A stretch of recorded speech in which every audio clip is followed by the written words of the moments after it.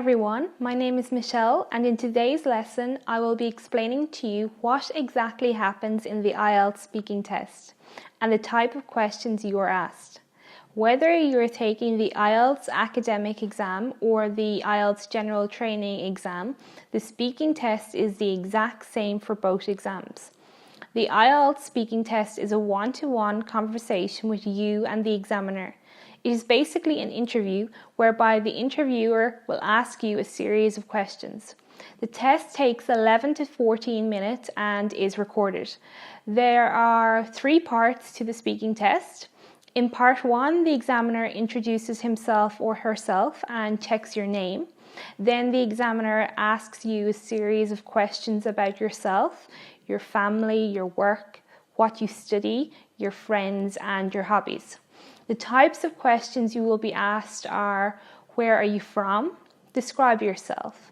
Tell me about your family. Why are you studying English? Part 1 usually lasts about 4 to 5 minutes and is the easiest part of the test. In part 2 of the speaking test, the examiner will give you a written task card which will ask you to speak about a particular topic and include points that you must include in your talk.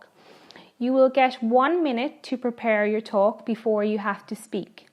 You will then speak for 1 to 2 minutes, and after this, your examiner will ask you 1 or 2 questions. In this task card, you are asked to talk about a subject you are studying, and underneath it are 4 points that they would like you to include in your talk on the topic. What subject are you studying? What is the subject about? How do you feel about it? And explain why you are interested in it.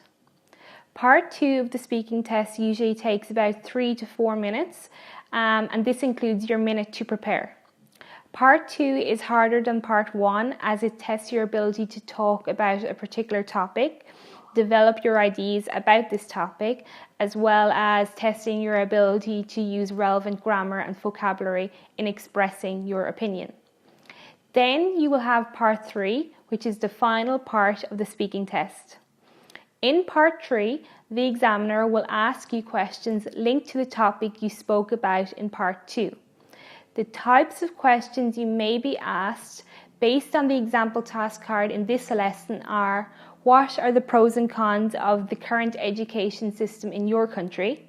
Do you think students respect their teachers? And how would you like to change the education system? Part 3 is a two-way discussion between you and the examiner, but you are expected to do most of the speaking. My top tips for the speaking test are to give a friend a list of exam-style questions and get them to ask you questions that come up in the speaking test. Number 2, keep eye contact with the examiner. You are having a conversation with someone, so looking at them when you are speaking to them is very important. Number 3, be confident. If you think you are going to do well, then you will do well. Try not to get nervous as you only have 12 minutes to show the examiner that you are well able to speak English.